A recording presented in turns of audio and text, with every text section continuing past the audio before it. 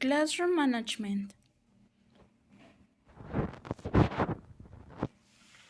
Classroom management time. Time management is the thread running through almost all aspects of teaching, organizing the day, organizing the classroom. A teacher has many tasks that require attention and often focuses on the needs of students and parents. While it's tempting to spend more time on granting feedback and managing student needs, it's also important to set aside personal time to keep priorities in proper perspective.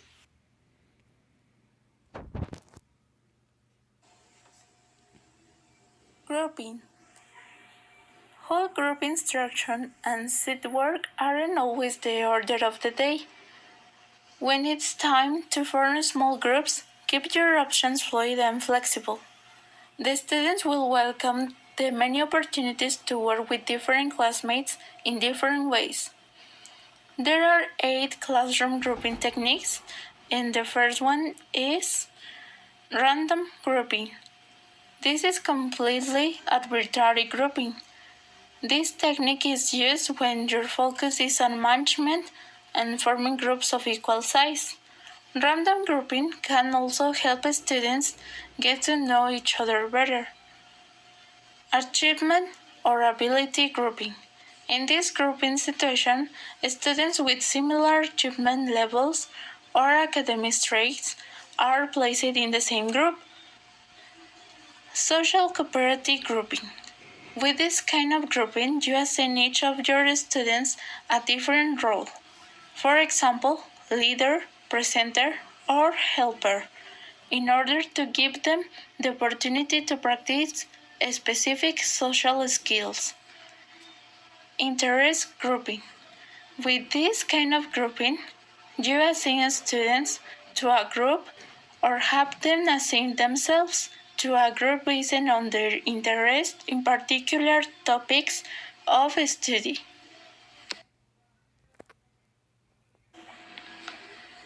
Task grouping.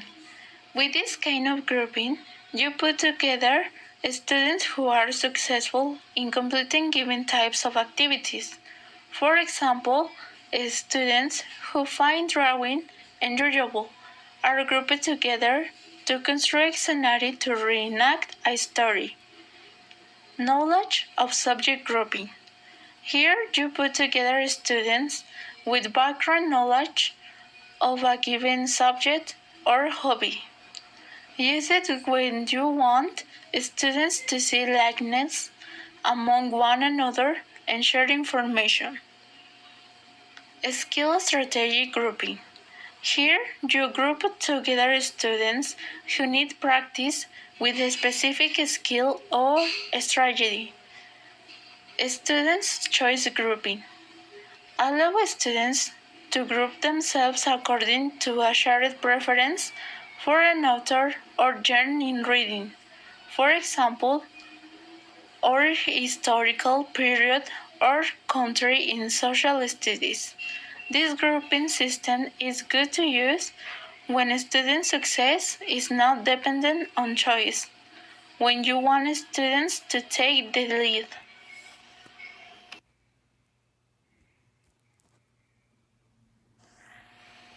Interaction.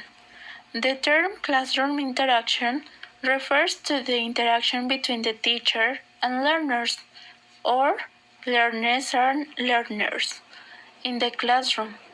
Recent studies in the classroom interaction have looked at what shapes interaction in the classroom. Teacher and learner beliefs, social and cultural background of the teacher and the learners, psychological aspects of second-person language learning. Classroom interaction is a practice that allows enhancing the students' skills. It proves the relationship between teacher and students, and it describes the interaction in the classroom, and it helps the students to develop thinking critically and sharing their views.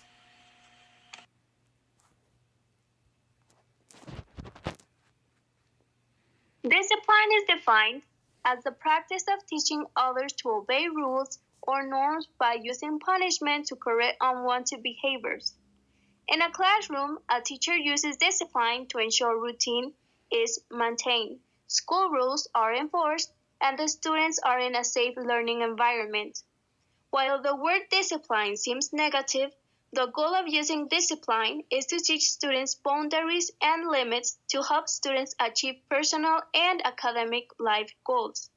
Without discipline, learning cannot be accomplished.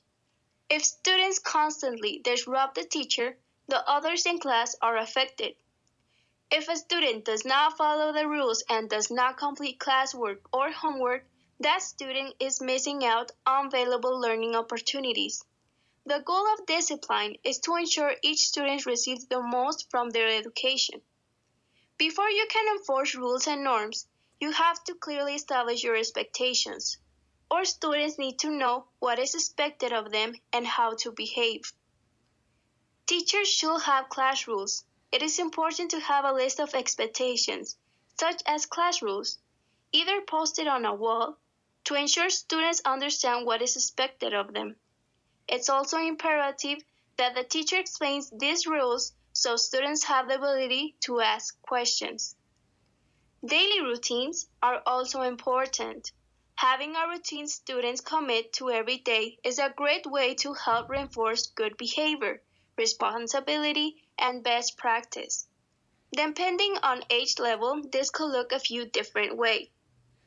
For younger students, hanging up coats and bags, getting materials to tables, and putting lunches away are a few great ways to help kids get settled and reinforce routine and responsibility.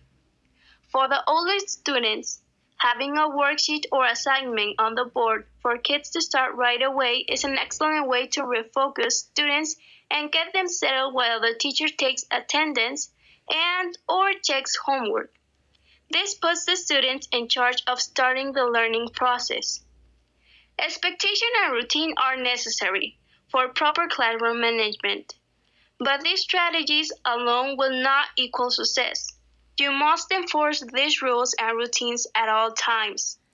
The more consistent you are, the more consistent your students will be. Discipline is defined. What is monitoring? Are activities forced by teachers to keep track of student learning for purposes of making instructional decisions and providing feedback to students on their progress.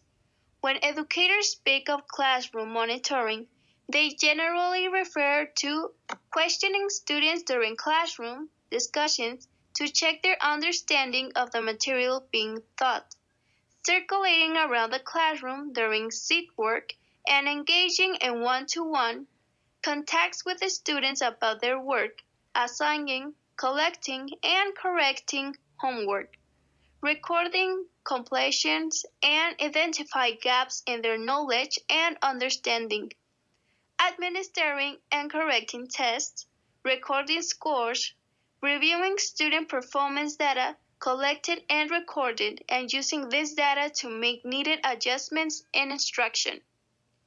When to monitor?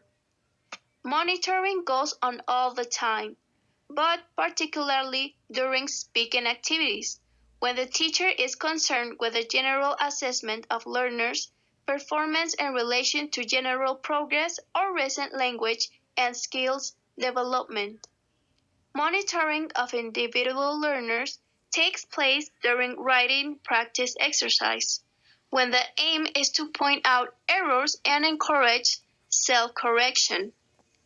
Guided practice activities, particularly of this pair work format, are monitored for accuracy, while less guided group work activities are monitored for task achievement and fluency.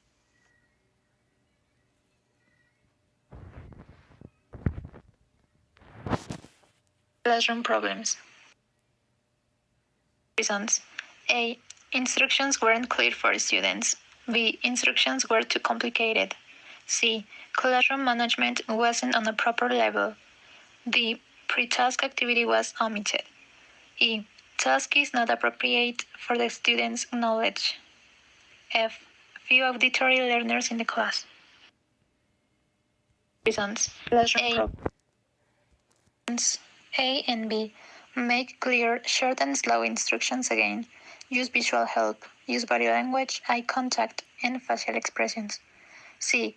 Solve problems with discipline. Insist on attention during the lesson, even if you must dedicate to it the whole lesson. C. Work in groups. Monitor and help weak pairs. Call the strongest pair to the blackboard to present their work to the class. A. Do the pre-task activity with the class. Translate or explain in English the new vocabulary. E. Check if students are ready for the task according to their previous knowledge. And F. Use a lot of visual support and flashcards. Material. Color coding. One easy way to keep materials like folders and books organized is to color code them. Supply management. Science students tend to misplace their pencils, glue sticks, scissors, you name it. Various supply management techniques will be implemented. Check home folders. On the left-hand side will be materials that are to be left at home. And the last one is while you were out folders. This allows students to make up any missed work they missed due to an absence, band lesson, doctor's appointment, etc.